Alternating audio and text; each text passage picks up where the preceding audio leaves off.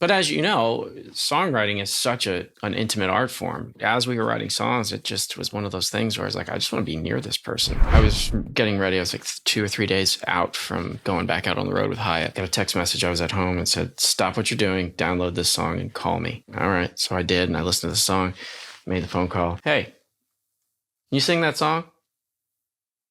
Hang on a second. Can you kill it? I can kill it. Yeah. Great. I need you at the Bridgestone Arena in 48 hours to sing with my client. I think it's 48, 24 hours. I can't remember. And I was like, what are you talking about? It's like, we need a duet partner for my client, Claire Bowen. Can you be there? I was like, well, I'm getting ready to leave for 3 months with John Hyatt. We got rehearsals that day. She's like, tell me you can make it happen. I was like, all right, I'll make it happen. So we finished rehearsals.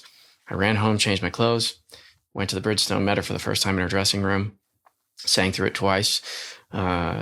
With her acoustic player, Andy Childs, and went out and played it for however many people were there. And then as soon as I was done, I walked off stage and handed the mic to the stage manager and hopped on a bus with Hyatt and was gone for 3 months. And we sort of stayed in touch over text, just kind of once a month, maybe, just while I was gone. We'd just stay up and see how each other were doing. And then they were like, well, she's getting ready to make a record. We'd love for you guys to write together. Was there something in the first meeting where you're like, I think there's something here? Or I really kind of saw it as, I was brought in by a management company to do a job. And so I really wanted to try to be a professional. I'm not going to hit on her right away. Yeah. And so I was like, oh. And so I tried really hard to, But as you know, songwriting is such an intimate art form. And so as we were writing songs, it just was one of those things where I was like, I just want to be near this person. Mm-hmm. I want to know this person better. Yeah. From the moment I saw him, I knew he was extraordinary.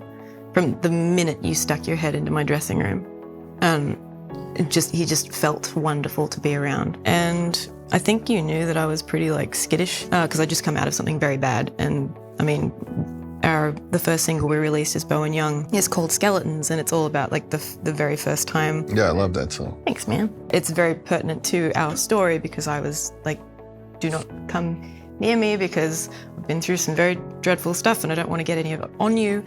But that's loving somebody for everything they are, not just the shiny bits, which is a whole other thing.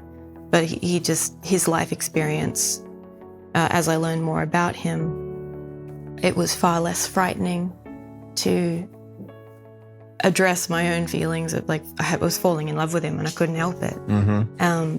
But I knew that he knew how to love properly because of his life story. Mm-hmm. And it was just honestly, from the moment I saw him, I just wanted to know him. I was like, I want to be your best friend.